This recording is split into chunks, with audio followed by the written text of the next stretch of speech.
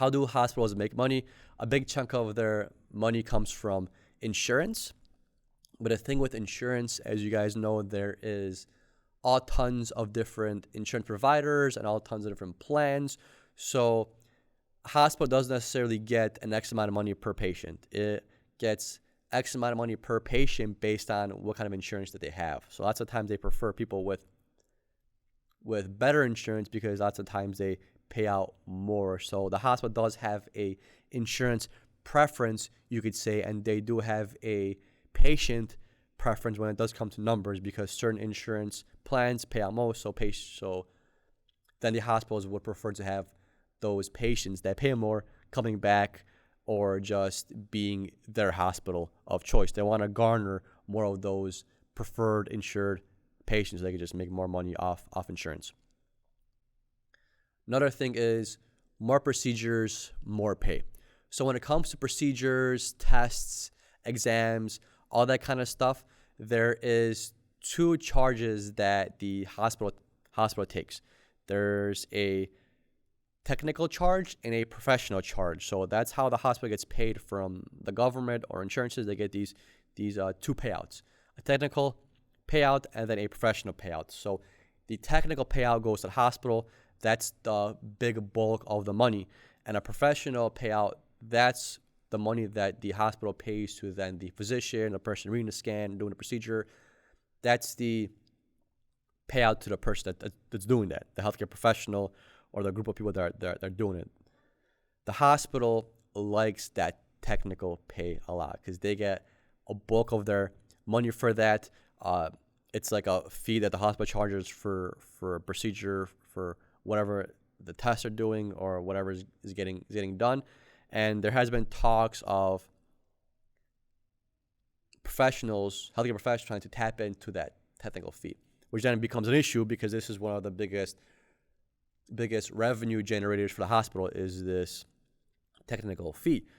So it's interesting that is that how that works, that there's two payouts the hospital gets, a professional one and then a technical one, and technical one the hospital keeps, and then it pays the professional one to the professional that's doing it. But there has been talks of maybe dipping into technical, which the hospital does not want to do because that's where their bulk of their money comes from. When it comes to the length of stay for patients, shorter is always better because there is certain standards that a hospital has to meet for certain diagnosis, that if they don't meet those standards, then if they get a penalty or they get paid less because they're not meeting these quality measures. So certain diagnosis requires that a patient does not stay more than 5 days in a hospital for this.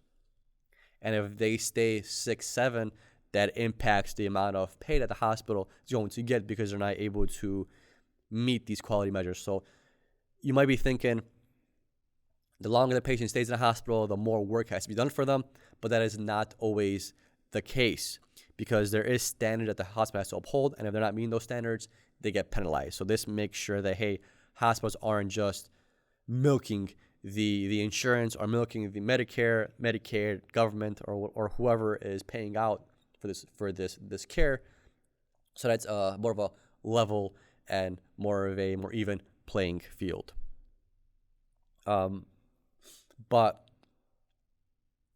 what is interesting is that when you have your uninsured people or people that are indigent, maybe they're here illegally or just uninsured, lots of times a hospital takes losses on those. So for those people, they like to get out as soon as possible. They want to do what they have to and get them out to a facility or get them out somewhere because every day that they're there, they're taking a bed from somebody that is insured, taking a bed from somebody that is going to pay them more.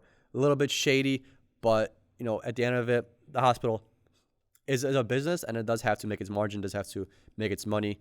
And lots of times people that are uninsured or here illegally or homeless or just don't have anything to pay from, then those people are unfortunately taking up space for people that could pay, which does suck. Kind of adds backwards because it's at a hospital, but the hospital has to make some kind of money because otherwise you're not going to be able to function. What is interesting, though, is the more complex the patient, the more money the hospital gets. So there's something called a CMI that they use. It's like an index that calculates a number, and that number is based on the difficulty of treatment and diagnosis, and compares it or calculates it with the payout. So this CMI is able to calculate approximately how profitable or how much money can we make off this complex case.